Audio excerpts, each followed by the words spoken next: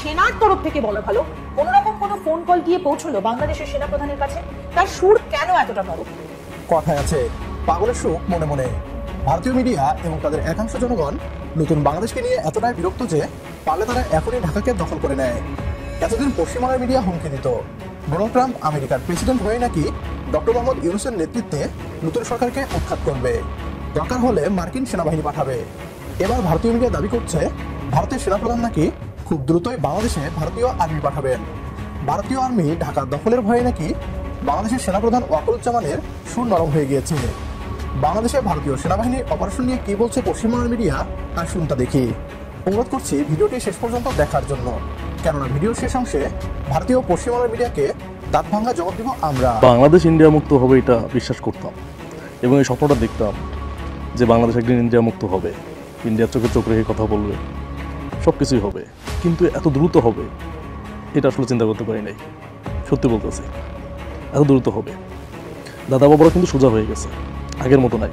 এই প্রথম মাননীয় প্রধান উপদেষ্টা প্রফেসর ইউনূস সরকার প্রধানের দায়িত্ব নেওয়ার পর একটা যুগান্তকারী সফরে যাচ্ছেন। এই সফর বাংলাদেশের রাজনীতির অনেক হিসাব নিকাশ, বাংলাদেশের রাজনৈতিক দলগুলো অনেকের কেবলা পরিবর্তন করে দেবে। চীন সফরে যাচ্ছেন প্রধান উপদেষ্টা doctor Mohammad Yunus. Doctor Yunus Xi Jinping বৈঠকে গুরুত্ব পাবে যেসব বিষয়ে বাংলা টিভি দর্শক এটি রিপোর্ট। এই খবর এটা ভারতের জন্য অত্যন্ত দুর্ভাগ্যজনক এবং একটা দুঃসংবাদ। আসসালামু আলাইকুম দর্শক, নতুন একটা নিউজে আপনাকে স্বাগতম। প্রিয় দর্শক, ভারতীয় সেনাবাহিনী বাংলাদেশে আসলে সেনাপ্রধানের পা ভেঙে দেওয়ার ঘোষণা, চারদিক থেকে কঠিন চাপে দিশেহারা ভারত, বাংলাদেশের সাথে পাঙ্গা নিয়ে ভারতের পস্তানোর চাঞ্চল্যকর তথ্য ফাঁস এবং প্রধান উপদেষ্টার যুগান্তকারী সিদ্ধান্তে আবারও রাজনীতির মোড় ঘুরে যাবার ঘটনা প্রেক্ষাপট নিয়ে করা আমাদের আজকের ভিডিওটি অত্যন্ত গুরুত্বপূর্ণ। ভিডিওটি শুরু থেকে শেষ পর্যন্ত ধৈর্য সহকারে দেখে একটি লাইক দিয়ে সবাইকে শেয়ার করে দিন। আমাদের চ্যানেলে নতুন হলে চ্যানেলটি সাবস্ক্রাইব করে পাশে থাকা বেল আইকনে ক্লিক করে রাখুন। আমাদের ভিডিওটি আপনি বাংলাদেশের কোন জেলায় বসে দেখছেন বা শুনছেন সেটি অবশ্যই কমেন্ট বক্সে কমেন্ট করে জানিয়ে দিতে ভুলবেন না। চলুন আর কথা না বাড়িয়ে ভিডিওটিতে একটি লাইক দিয়ে ধারাবাহিকভাবে আজকের বিস্তারিত খবরগুলো দেখে আসি। ভারতের সেনার তরফ থেকে বলা ভালো, কোন রকম কোনো ফোন কল গিয়ে পৌঁছলো বাংলাদেশের সেনাপ্রধানের কাছে? তার সুর কেন এতটা নরম? কথায় আছে, পাগলের সুখ মনে মনে। ভারতীয় মিডিয়া এবং তাদের একাংশ জনগণ নতুন বাংলাদেশকে নিয়ে এতটাই বিরক্ত যে পারলে তারা এখনই ঢাকাকে দখল করে নেয়। এতদিন পশ্চিমবঙ্গের মিডিয়া হুমকি দিত, ডোনাল্ড ট্রাম্প আমেরিকার প্রেসিডেন্ট হয়ে নাকি ডক্টর মোহাম্মদ ইউনূসের নেতৃত্বে নতুন সরকারকে উৎখাত করবে, দরকার হলে মার্কিন সেনাবাহিনী পাঠাবে। এবার ভারতীয় মিডিয়া দাবি করছে ভারতের সেনাপ্রধান নাকি খুব দ্রুতই বাংলাদেশে ভারতীয় আর্মি পাঠাবেন। ভারতীয় আর্মি ঢাকা দখলের ভয়ে নাকি বাংলাদেশের সেনাপ্রধান ওয়াকারুজ্জামানের সুর নরম হয়ে গিয়েছে। বাংলাদেশে ভারতীয় সেনাবাহিনীর অপারেশন নিয়ে কি বলছে পশ্চিমবঙ্গের মিডিয়া, আর শুনতে দেখি। অনুরোধ করছি ভিডিওটি শেষ পর্যন্ত দেখার জন্য, কেননা ভিডিওর শেষ অংশে ভারতীয় পশ্চিমবঙ্গের মিডিয়াকে দাঁত ভাঙা জবাব দিব আমরা। এই মুহূর্তে দাঁড়িয়ে বাংলাদেশের সেনাপ্রধান তাকে বেশ কিছুটা বেসুরো গাইতে শোনা যাচ্ছে, কিন্তু কেন? ওয়াকারুজ্জামান, যিনি একসময় তার কণ্ঠে একেবারে রাগ ঝরে পড়তো, তিনি কেন এখন বলছেন আই হ্যাড এনাফ? মানে তাহলে এটা কি বলা যায় তাহলে যে তিনি এবার পিছু হচ্ছেন? কোন জায়গা থেকে কোনো ফোন কল বা কোনো ইনস্ট্রাকশন কি তার কাছে এসেছে? ইতিমধ্যে আমরা জানি যে ডোনাল্ড ট্রাম্প তিনি প্রধানমন্ত্রী নরেন্দ্র মোদীকে বাংলাদেশের দায়িত্বটা বুঝিয়ে দিয়েছেন, বলেছেন যে তিনি যেটা ভালো মনে করেন সেটাই করবেন।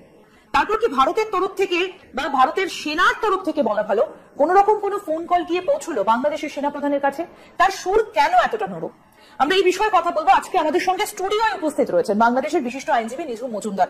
আপনাকে স্বাগত জানাই, আজ তাক বাংলা স্টুডিওতে স্বাগত জানাই। প্রত্যেকদিন আপনার সঙ্গে আমরা কথা বলতাম লিঙ্কের মাধ্যমে, কিন্তু আজকে একদম সরাসরি আপনি স্টুডিওতে হাজির হয়েছি। কিন্তু কেন এই বাংলাদেশ সেনাপ্রধানের এই সুর বদলে যাওয়ার কারণটা কি? আমরা তো অনেক হাস্যকর কথাবার্তা শুনছি, কলকাতা দখল করে ফেলবে 4 দিনে।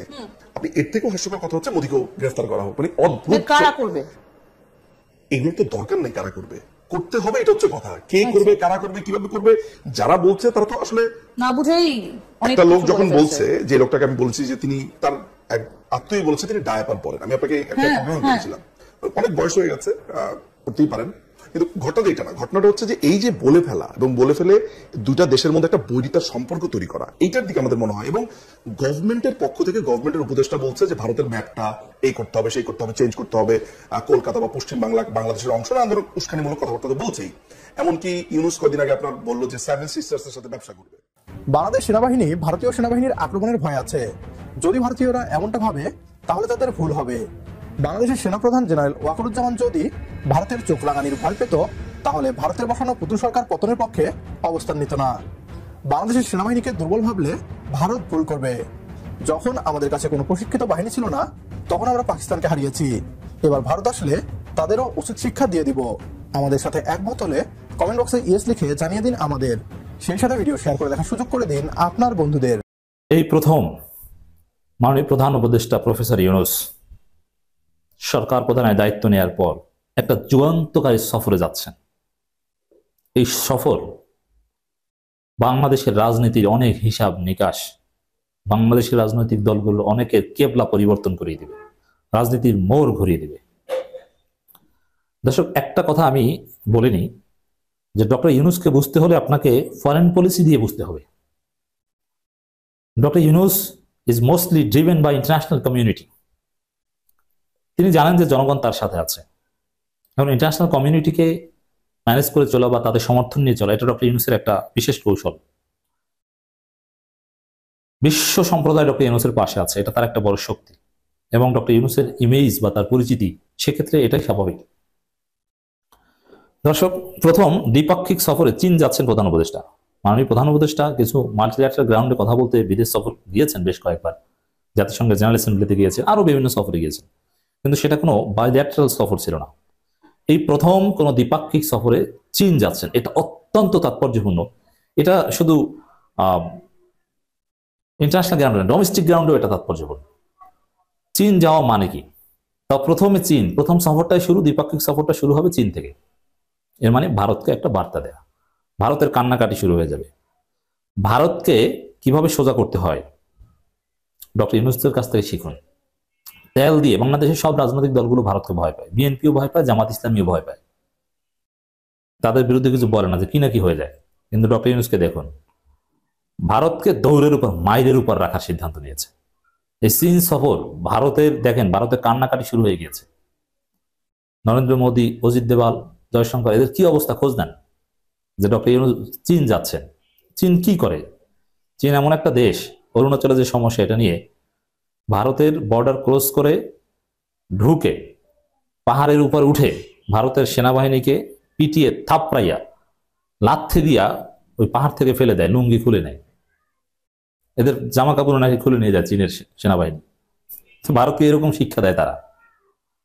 আর সে চীন যাচ্ছেন প্রধান উপদেষ্টা। দেখেন, প্রধান উপদেষ্টা শুধু চীন যাচ্ছেন বিষয়টা কিন্তু এখানেই সীমাবদ্ধ নয়। বাংলাদেশের রাজনৈতিক দলগুলোর দৌড় কিন্তু এখন চীনের দিকে। কয়েক মাস আগে জামাত ইসলামের একটা বড় প্রতিনিধি দল চীন সফর করে এসছে, এখন বিএনপির একটা প্রতিনিধি দল আছে, ছাত্র দলের সেক্রেটারি চীনে গিয়েছেন, এসেছেন, আরো বিভিন্ন শিবিরের দুজন সাবেক নেতা গিয়েছিলেন, বিশ্ববিদ্যালয়ের শিক্ষক, এখন সবাই চীন যাচ্ছে। মানে বাংলাদেশের রাজনীতিতে ভারতের খাওয়া নেই। এমনকি বিএনপির মঈন খান যেটা বলেছেন যে বিএনপি ক্ষমতা আসলে তিস্তা চুক্তি করবে চীনের সাথে, তিস্তা প্রজেক্টটা চীনকে দিবে। আচ্ছা, চীনকে তিস্তা প্রজেক্ট বিএনপি ক্ষমতা আসলে দিবে, তার আগেই যদি ডক্টর ইউনূস দিয়ে দেয় তখন খেলা তো তখনই জমে যাবে। অতএব ডক্টর ইউনূসের এই চীন সফর বাংলাদেশের রাজনীতিতে ভারতের আধিপত্যের বিরুদ্ধে একটা কঠিন পেরেক হিসাবে কাজ করবে। ভারত একটা কঠিন, হাসিনা পালিয়ে যাওয়ার সাথে সাথে ভারত যেরকম একটা ধাক্কা খেয়েছে, বাংলাদেশে ভারতের সাজানো গোছানো সংসার চুর মার তস নস হয়ে গিয়েছে। প্রফেসর ইউনূসের চীন সফরে আরেকবার, এতদিন বসে হাসিনা পালানোর পর যে করুণ পরিণতি, তারপর যতটুকু সাজিয়েছিল, বিএনপির উপর ভরসা রেখেছিল, বিএনপির সাথে কিছু গোপন চুক্তি কথাবার্তা হয়েছে ভারতের, এগুলো এখন আবার এইসব স্বপ্ন টপ্ন বা আরো যাদের সাথে জাতীয় পার্টি বা যাদের উপর একটু ভারত ভরসা করছিল, এগুলো আরেকবার চুরমার হয়ে যাবে মাননীয় প্রধান উপদেষ্টার এই চীন সফর থেকে। এক কথায় যদি বলি, বাংলাদেশের ভিতরে যারা চিন্তা করেছিলেন যে ভারত আমাদের ক্ষমতা এনে দিবে, ভারতের সাথে সম্পর্ক নর্মালাইজ, অমুক তমুক, সব বাদ। বাংলাদেশের রাজনীতি হবে ভারতের আধিপত্যবাদ বিরোধিতার রাজনীতি, ভারত বিরোধী রাজনীতি, ভারতকে পেটানোর রাজনীতি, ভারতকে শায়েস্তা করার রাজনীতি, আঙ্গুল বাঁকা করে ভারতকে শিক্ষা দেওয়ার রাজনীতি। ভারতের সাথে কোনো নতজানো রাজনীতি নয়। ভারতকে শিক্ষা দেওয়া আমাদের কোনো ব্যাপার না। প্রধান উপদেষ্টার ডক্টর ইউনূস সরকারের ফরেন পলিসিটা দেখেন, তিনি নিজে যাচ্ছেন চীনে, জাতিসংঘের মহাসচিব আসছেন দেশে, আবার পাকিস্তানের উপপ্রধানমন্ত্রী আসছেন দেশে। চীনের সাথে পাকিস্তানের সাথে সম্পর্ক বৃদ্ধি, ব্যবসা বাণিজ্য, নানান চুক্তি টুক্তি, চীনের সাথে নিঃসন্দেহে কিছু চুক্তি টুক্তি হতে পারে প্রধান উপদেষ্টা। খেলা জমছে, ভারত এবার মজা বুঝবে কত ধানে কত চাল, চালাকি করতে এসেছিল, বাংলাদেশকে লুটে পুটে অনেক খেয়েছে। অর্থাৎ বিএনপির জন্য এটা একটা কষ্টের বিষয় হবে, কারণ তারা ভারতের সাথে মোটামুটি অনেক কিছু গুছিয়ে এনেছিল, কিন্তু না, সেটা থাকছে না। ডক্টর ইউনূস এইসব সংক্ষেপ ভেঙে দিবেন। দ্বিপাক্ষিক সফরে চীন যাচ্ছেন প্রধান উপদেষ্টা ডক্টর মোহাম্মদ ইউনূস। আগামী 26 মার্চ দেশটির প্রেসিডেন্ট শি জিনপিং এর পাঠানো বিশেষ ফ্লাইটে দেশটির উদ্দেশ্যে রওনা দেবেন তিনি। সফরের ধরনও কিন্তু খুব জাঁকজমকপূর্ণ। বিশেষ ফ্লাইট পাঠায় এরকম দেখেছেন খুব কম। এই সফরে অনেক কিছু হয়। বাংলাদেশের রাজনীতি গতি প্রকৃতি পাল্টে যাবে, মোড় ঘুরে যাবে, এই সিদ্ধান্তেই মোড় ঘুরে যাবে। 6 মাস সংশ্লিষ্ট সূত্র এসব তথ্য নিশ্চিত করেছে। এই সফরে শি জিনপিং এর সাথে ডক্টর ইউনূসের বৈঠক হওয়ার জোরালো সম্ভাবনা রয়েছে। হ্যাঁ, এর বৈঠক হবে, কারণ ডক্টর ইউনূস বলে কথা। জানা গেছে চীনের হাইনাইন প্রদেশে আগামী 25 থেকে 28 ডিসেম্বর বাউ ফোরাম ফর এশিয়ান সম্মেলন অনুষ্ঠিত হবে। সম্মেলনীতে অংশ নিতে প্রধান উপদেষ্টা আমন্ত্রণ জানায় চীন। এরপর বাংলাদেশ সবুজ সংকেত দিলে সফরটি চূড়ান্ত হয়। এর আগে জানুয়ারিতে পররাষ্ট্র উপদেষ্টা তৌহিদ হোসেন প্রথম দ্বিপাক্ষিক সফরে চীন যান। দেখেন সবকিছুর চীন। এই চীন কেন বাংলাদেশ চীনপন্থী হচ্ছে না? ভারতকে শিক্ষা দেয়া, ভারতকে সাহায্য করা, ইটস নেসেসারি। এটাই ফরেন পলিসি থিওরি। চমৎকার। বাংলাদেশের রাজনীতি হিসাব নিকাশ পাল্টে যাবে, মোড় ঘুরে যাবে। বাংলাদেশ ইন্ডিয়া মুক্ত হবে এটা বিশ্বাস করতাম, এবং এই স্বপ্নটা দেখতাম যে বাংলাদেশ একদিন ইন্ডিয়া মুক্ত হবে, ইন্ডিয়ার চোখে চোখ রেখে কথা বলবে, সব কিছুই হবে। কিন্তু এত দ্রুত হবে এটা আসলে চিন্তা করতে পারি নাই। সত্যি বলতেছি, এত দ্রুত হবে। দাদা বাবারা কিন্তু সোজা হয়ে গেছে, আগের মতো নাই। আপনারা দাদা বাবারা যে সোজা হয়েছে এটা বুঝতে পারবেন যে বর্ডারে তাকান, আমাদের সীমান্তে দেখেন, সীমান্তে আগে কী পরিমাণ মানুষকে হত্যা করতো, এখন কি করতো সেটা দেখেন, তাহলে বুঝতে পারবেন। এখন কিন্তু সীমান্তে হত্যা কমে গেছে। এখন সেই কয়দিন পর পর শোনা যায় না যে সীমান্তে গুলি করে বিএসএফ আমাদের বাংলাদেশ নাগরিককে হত্যা করছে, এখনও শোনা যায় না। কেন শোনা যায় না? কারণ এখন যারা বিজিবি আছে আমাদের, ওরা কিন্তু চোখে চোখ রেখে কথা বলতেছে। ওরা কিন্তু ইন্ডিয়াকে ছাড় দিয়ে কথা বলে না। এই বাংলাদেশটাই আমরা চাইছিলাম। আমরা কিন্তু এমন একটা বাংলাদেশের স্বপ্ন দেখতাম, আপনারা জানেন, দীর্ঘদিন ধরে যারা আমাকে দেখেন তারা জানেন। আমরা এমন একটা বাংলাদেশ চাই যেখানে ইন্ডিয়ার আধিপত্য থাকবে না, যেখানে আওয়ামী লীগ নামে কোনো রাজনৈতিক সংগঠন রাজনীতি করবে না। এমন একটা বাংলাদেশ আমরা চাই। এমন একটা বাংলাদেশের স্বপ্নই কিন্তু এতদিন আমরা দেখছি। এখন আমরা ইন্ডিয়ার চোখে চোখ রেখে কথা বলতেছি, কিন্তু সম্পূর্ণ ইন্ডিয়া মুক্ত হইতে হইলে আমাদেরকে ঐক্যবদ্ধ হইতে হবে। এর বিকল্প কিন্তু নাই। আপনারা লাস্ট 7 মাসে দেখেন আমাদের সীমান্তে কিন্তু সেভাবে কোনো হত্যা নাই। আমাদের বিজিবি সদস্যকে গুলি করে কিন্তু বিএসএফ মারছে, এটা নিয়েও কোনো কথা কিন্তু শেখ হাসিনা বলে নাই। আমাদের বিজিবি সদস্যরাও কিছু বলতে পারে নাই। অনেক সময় আমাদের আপনারা দেখছেন ফেলানির দৃশ্য তো সবাই জানেন, সেটাও কিছু হয় নাই। যাই হোক, তো এমন একটা বাংলাদেশের স্বপ্ন আমরা দেখছি, সেই পথে হাঁটতেছি। হয়তো অতি দ্রুতই আমরা আমাদের যে কাঙ্ক্ষিত লক্ষ্য সেটাতে পৌঁছায় যাব। তবে একটা কথা বলি, প্রকৃত দেশপ্রেমিক যে, সে কখনো ইন্ডিয়াকে পছন্দ করতে পারে না। এখন যারা আছে আওয়ামী লীগের, ওরা স্বপ্ন দেখতেছে হয়তো ইন্ডিয়া একটা ব্যবস্থা করে বাংলাদেশ আওয়ামী লীগকে পুনর্বাসন করাবে, এজন্য ওরা ইন্ডিয়ার গানে গান গাইতেছে। কিন্তু প্রকৃত দেশপ্রেমিক কখনো ইন্ডিয়া প্রেমী হইতে পারে না। কারণ ইন্ডিয়া স্বাধীনতার সময় আমাদের ভালো চায় নাই, এখনও ভালো চায় নাই, আগামী কয়েক হাজার বছরও বাংলাদেশিদের ভালো চাবে না। এটা কিন্তু ইন্ডিয়া চাইবে না।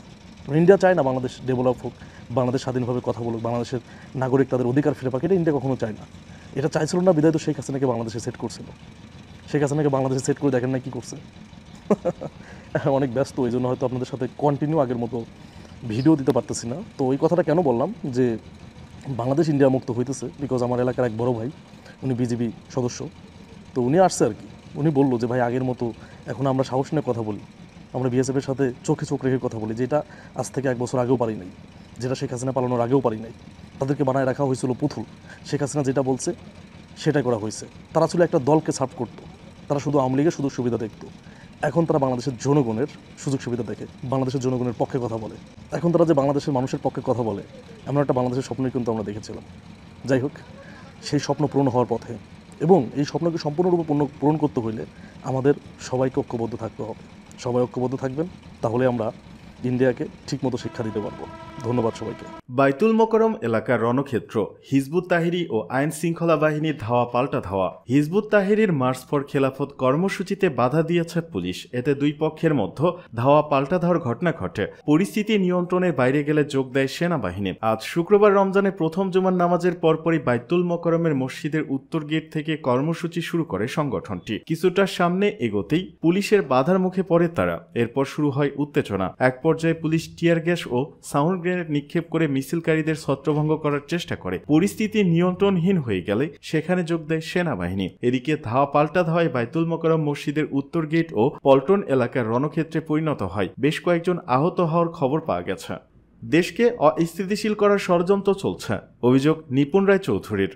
ফ্যাসিবাদদের দোসরা বিদেশে বসে দেশকে অস্থিতিশীল করার ষড়যন্ত্র করছে। সবাইকে ঐক্যবদ্ধ হয়ে সকল ষড়যন্ত্রের মোকাবেলা করে দেশকে এগিয়ে নিতে হবে বলে মন্তব্য করেছেন বিএনপি নির্বাহী কমিটির সদস্য ও ঢাকা জেলা বিএনপির সাধারণ সম্পাদক অ্যাডভোকেট নিপুণ রায় চৌধুরী। আজ শুক্রবার সকালে আগানগর ইউনিয়ন বিএনপির জরুরি সভায় প্রধান অতিথির বক্তব্যে তিনি কথা বলেন। তিনি আরো বলেন, জনগণের ভোটাধিকার প্রয়োগের মাধ্যমে দেশের গণতন্ত্র ফিরে আসবে। অন্তর্বর্তী সরকারের গৃহীত সংস্কারগুলো টেকসই করতে নির্বাচিত জনপ্রতিনিধি প্রয়োজন। সংসদে বসে জনগণের দ্বারা নির্বাচিত জনপ্রতিনিধিরা জনগণের প্রত্যাশা পূরণে কাজ করবে। দেশে নৈরাজ্য সৃষ্টি করে অন্যায় অবিচারের মাধ্যমে একদলীয় শাসনতন্ত্র কায়েম করেছিল স্বৈরাচার হাসিনা সরকার। ফ্যাসিস্ট হাসিনা সরকার সংবিধানে হস্তক্ষেপ করে তত্ত্বাবধায়ক সরকার বাদ দিয়ে ক্ষমতায় থাকা অবস্থায় নির্বাচন করেছে। হাসিনা জনগণের ভোটে বিশ্বাসী নন, তাই দিনের ভোট রাতে করত। বাংলাদেশ আর কোনোদিন দিনের ভোট রাতে হবে না। জনগণ তাদের নিজেদের ভোটের মাধ্যমে পছন্দের প্রতিনিধিকে বেছে নেবে।